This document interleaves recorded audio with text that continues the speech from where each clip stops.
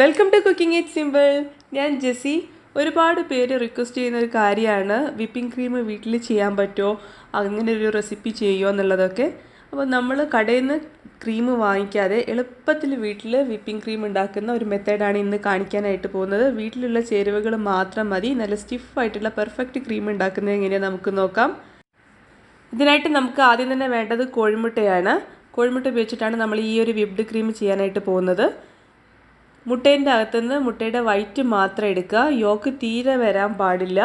White portion മാത്രം ഒരു clean ആയിട്ടുള്ള ബൗളിലേക്ക് ഇട്ട് കൊടുക്കുക. ഇനി ഇതിലേക്ക് നമുക്ക് പഞ്ചസാര ചേർത്ത് കൊടുക്കാം. ഞാനിപ്പോൾ 4 ടേബിൾ സ്പൂണാണ് പഞ്ചസാര എടുത്തിട്ടുള്ളത്.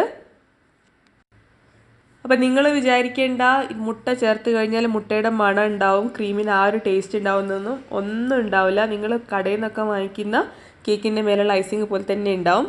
ഞാൻ ഒരു 1/4 ടീസ്പൂണ് ചെറുനാരങ്ങയുടെ നീര് കൂടെ ഇതിലേക്ക് ചേർത്തിട്ടുണ്ട്. അപ്പം 3 ചേരുവയാണ് നമ്മളിപ്പോൾ ഇതിൻ്റെ അകത്ത് ഇട്ടിട്ടുള്ളത്.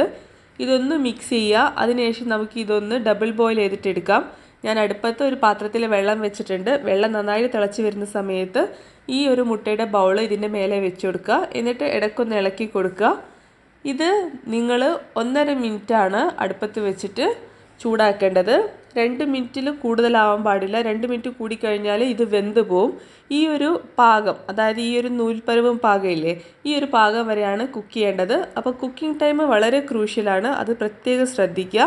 1.5 മിനിറ്റൊക്കെ കുക്ക് ചെയ്താൽ മതി. അതിനുശേഷം നിങ്ങൾ കൂടുതൽ സമയം കുക്ക് ചെയ്ത് കഴിഞ്ഞാൽ ആ മുട്ട വെന്ത് പോവും. അതുകൊണ്ടാണ്.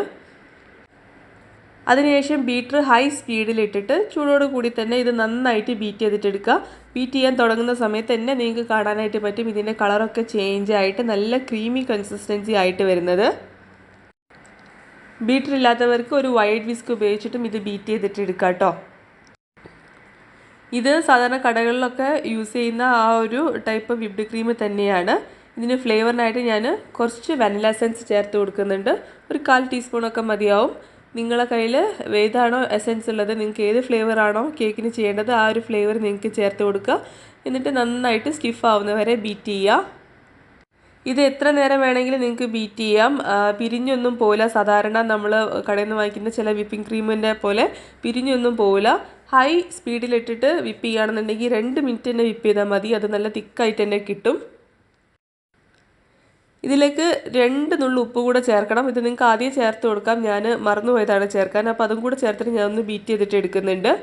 സാധാരണ ഈ ഒരു വിപ്ഡ് ക്രീം ഉണ്ടാക്കുക എന്ന് പറഞ്ഞു കഴിഞ്ഞാൽ ഷുഗർ സിറപ്പ് സെപ്പറേറ്റ് ഉണ്ടാക്കിയിട്ട് മുട്ടയിലേക്ക് കുറേശ്ശെയായിട്ട് ഒഴിച്ചിട്ട് അടിച്ചെടുക്കുകയാണ് ചെയ്യുക. പക്ഷേ ആ ഷുഗർ സിറപ്പിൻ്റെ ചൂട് കറക്റ്റ് അല്ല എന്നുണ്ടെങ്കിൽ ഇത് പിരിഞ്ഞു പോവും.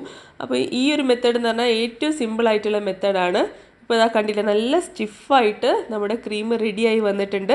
വളരെ ഈസി ആയിട്ടുള്ള മെത്തേഡാണ്. നല്ല ടേസ്റ്റുമാണ് ഈ ക്രീം കഴിക്കാനായിട്ട്. മുട്ടയുടെ ഒരു മണമോ ഒരു രുചിയോ ഇതിനുണ്ടാവില്ല. നിങ്ങൾ കടയിൽ നിന്ന് വാങ്ങിക്കുന്ന കേക്കിനെ ഒക്കെ പോലെ തന്നെ ഉണ്ടാവും. ഇത് ഉപയോഗിച്ച് കേക്ക് ഐസ് ചെയ്ത് കഴിഞ്ഞാൽ നല്ല സ്റ്റിഫായിട്ടാണ് ഉള്ളത്. ഇപ്പോൾ പെട്ടെന്ന് നിങ്ങൾക്കൊരു കേക്കൊക്കെ ചെയ്യണമെന്നുണ്ടെങ്കിൽ ഈ ഒരു മെത്തേഡിൽ ചെയ്യാം. ഞാനിപ്പം ഇത് ഉണ്ടാക്കിയിട്ടുള്ളത് ഒരു ചെറിയ മിനി കേക്കിന് വേണ്ടിയിട്ടുള്ള ഐസിങ്ങിന് മാത്രമായിട്ടാണ്. നിങ്ങൾക്ക് വലിയ കേക്ക് ചെയ്യണമെന്നുണ്ടെങ്കിൽ ഇതേ ക്വാണ്ടിറ്റി കൂടുതലായിട്ട് എടുത്താൽ മതി. 2 കോഴിമുട്ടയോ 4 കോഴിമുട്ടയോ അങ്ങനെ ഡബിൾ ആക്കിയിട്ട് എടുത്താൽ മതി. ഞാനിപ്പോൾ ഇതാ ഒരു ഐസിങ് ബാഗിലാക്കിയിട്ടുണ്ട്. ഞാൻ പൈപ്പ് ചെയ്ത് കാണിച്ചു തരാം. കണ്ടോ, നല്ല പെർഫെക്റ്റ് ആയിട്ട് വരുന്നുണ്ട്. അപ്പോൾ എല്ലാവരും തീർച്ചയായിട്ടും ട്രൈ ചെയ്ത് നോക്കുക. വീഡിയോ ഇഷ്ടപ്പെട്ടെങ്കിൽ സബ്സ്ക്രൈബ് ചെയ്യുക. നമുക്ക് പുതിയൊരു വീഡിയോ ആയിട്ട് കാണാം. അതുവരെ എല്ലാവരും സേഫ് ആയിട്ടിരിക്കുക. Thank you for watching.